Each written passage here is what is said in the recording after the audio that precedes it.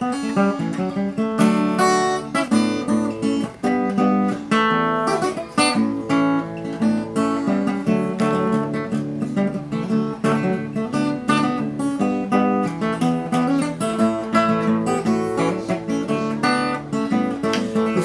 tagliana puter namako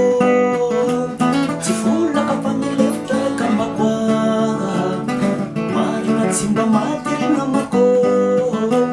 fititana varomaty nafafeko fermo tagliana puter namako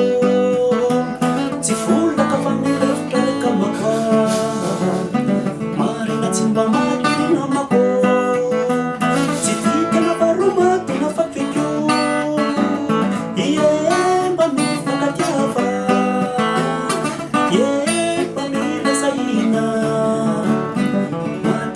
Sambate maro fitiavana ihany izany ka fataharo mba mifankatiava manila sahina ny matya sambate maro fitiavana ihany izany ka fataharo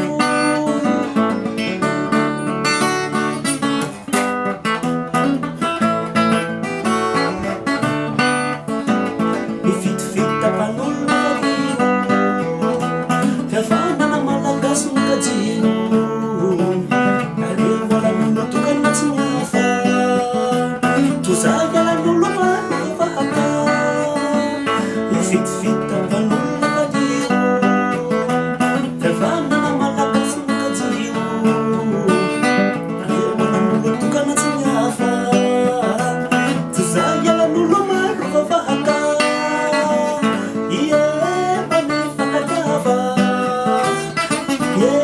Manila Saina